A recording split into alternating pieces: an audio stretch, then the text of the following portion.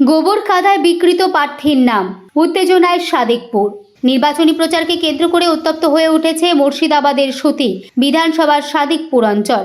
অভিযোগ, তৃণমূল কংগ্রেসের প্রার্থী ইমানি বিশ্বাসের নাম ও নির্বাচনী প্রতীকের ওপর গোবর ও কাদা মাখিয়ে বিকৃত করা হয়েছে। বুধবার গভীর রাতে সাদিকপুর পঞ্চায়েতের 276 এবং 277 নম্বর বুথে এই ঘটনাটি ঘটেছে বলে জানা গিয়েছে। বৃহস্পতিবার সকালে ঘটনাটি সামনে আসতেই তৃণমূল কংগ্রেসের পক্ষ থেকে তীব্র প্রতিবাদ জানানো হয়। সুতি 1 নম্বর তৃণমূল ব্লক সভাপতি সিরাজুল ইসলামের অভিযোগ, এর পেছনে বিজেপির পরিকল্পিত চক্রান্ত রয়েছে। তার দাবি, ঘটনাটি বিজেপি প্রার্থীর নিজস্ব বুথ এবং পাশের বুথেও একই ঘটনা ঘটিয়েছে, যা ইঙ্গিত করছে এটি পূর্ব পরিকল্পিত।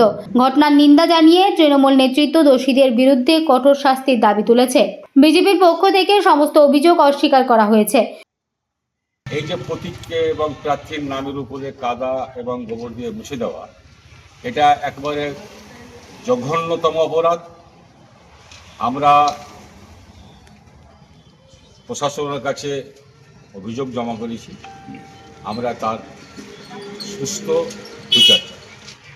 কেন আমাদের প্রতীকের উপরে এবং প্রার্থীর নামের উপরে কাদা এবং গোবর দিয়ে মুছে দেওয়া?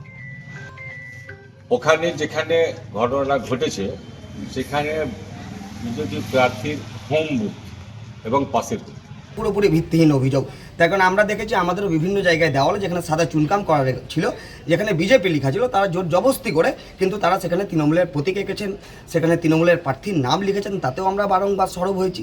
আমরা দেখেছি তারা পুলিশ প্রশাসনের কাছে গেছে। আমরাও চাই সঠিক তদন্ত হোক। গণতান্ত্রিক দেশ, গণতান্ত্রিকভাবে লড়াই আমরা লড়ব, কিন্তু তাতে ভারতীয় জনতা পার্টিকে কোনো রকমভাবে কলিমালিপ্ত করা যেতে পারে না।